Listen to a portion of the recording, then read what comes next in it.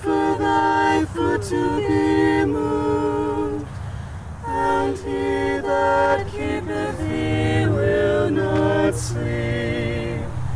Behold, he that keepeth Israel shall never slumber nor sleep. The Lord himself is thy keeper.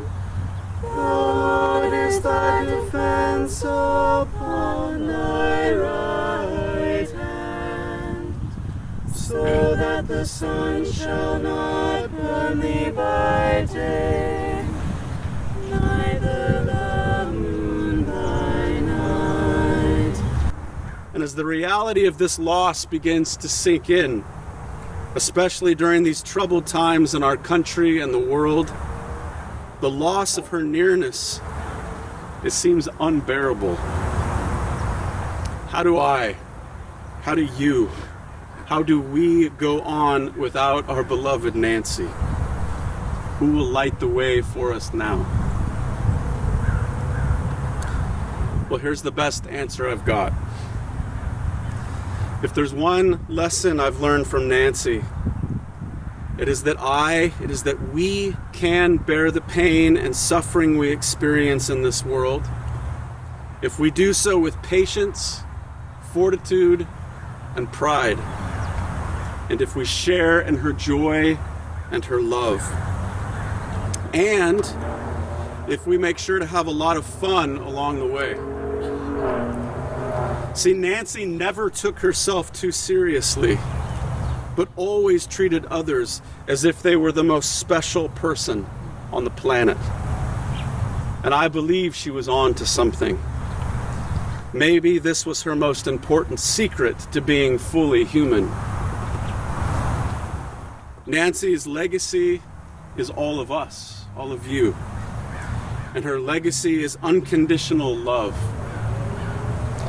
And I plan to strive to live out her legacy for the rest of my days.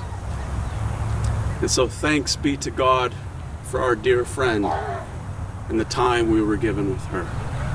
I believe that the best way we can honor her and keep her life and legacy alive is by embracing those words, living out and enmeshing the truth of those words into our very own lives, just like Nancy did.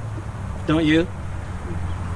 The great spiritual writer Henry Nouwen says that the greater part of God's work in the world may go unnoticed. There are a number of people who have become famous or widely known for their ministries, but much of God's saving activity in our history would remain completely unknown.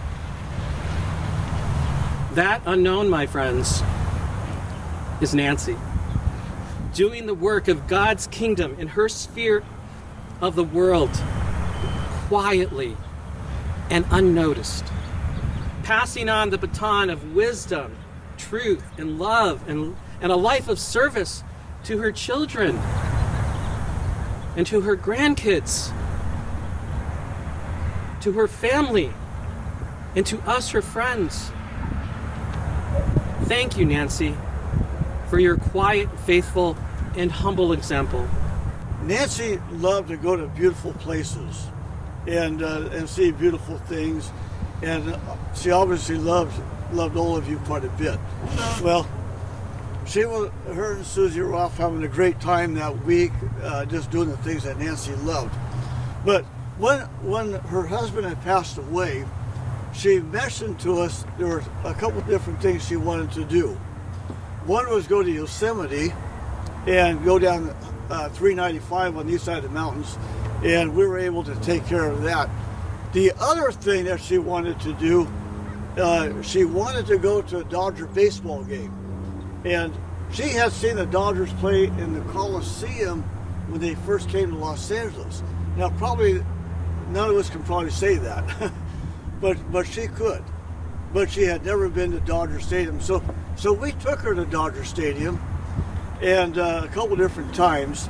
And let me tell you, Nancy, she was excited as a child when we took her there. You know, she got her Dodger dog right there, And I just got this vision of her fixing this Dodger dog up, you know, and putting all the condiments on it. I mean, she was like a child. She was excited. Thank you for everything. This was a wonderful. Thank you for everyone who participated. It was a beautiful day, and very honoring to Mom and to the Lord. Thank you very much. Yeah.